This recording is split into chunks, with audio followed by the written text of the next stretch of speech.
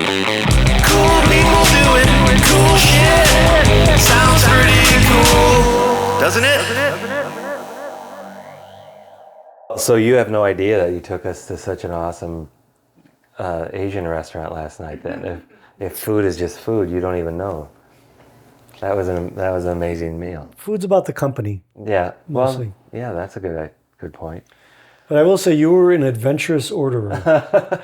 I'll give you kudos for taking a chance. I did. Yeah, I had to draw the line. There was a couple of things there like, well, I don't want to have to throw it away. So I think that might be across the line. But it's good to try stuff. Like you've said in various ways already, while we've been sitting here, going out beyond what you currently know and pushing. I believe strongly in that. Like I said, I'm a curious person. I've eaten insects in various forms, sometimes unknowingly. Yeah, I like to try stuff. Yeah, within reason. Yeah. I made a vow to myself. It started with improv classes with the concept of yes and then I took it to Burning Man, and then I took it to life. And I just made a vow. If somebody gives me an opportunity to do something I've never done before, I have to say yes and do it unless it's illegal, dangerous, disgusting, or I can't afford it. Then I have the option but not requirement of saying no. And that's my guideline. And it served me. Well, and there are things I thought I would hate, and I did hate. But there are things I thought I'd hate that changed my life for the better. What's an example of one of those things? I was at a charity event, and I often, at silent auctions, would bid on stuff just to get the bidding started. And I was at an event, and one of the auction items was the opportunity to be in an operating room and watch an open heart surgery.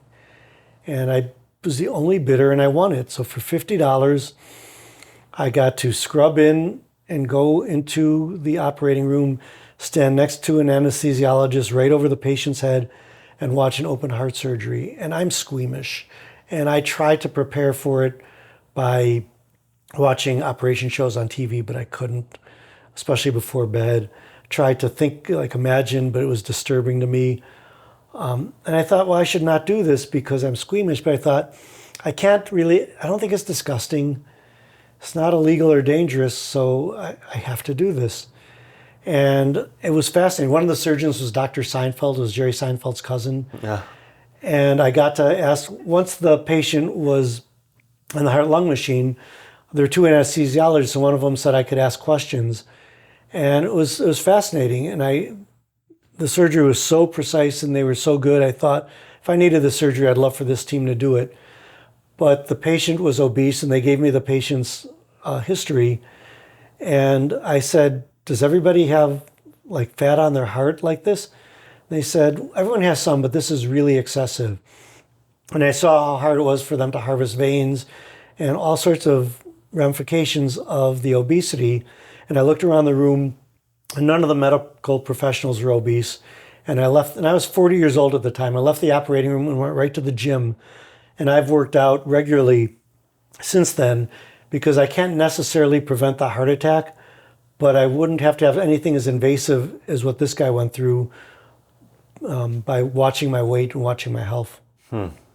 So it changed my life for the better in that way.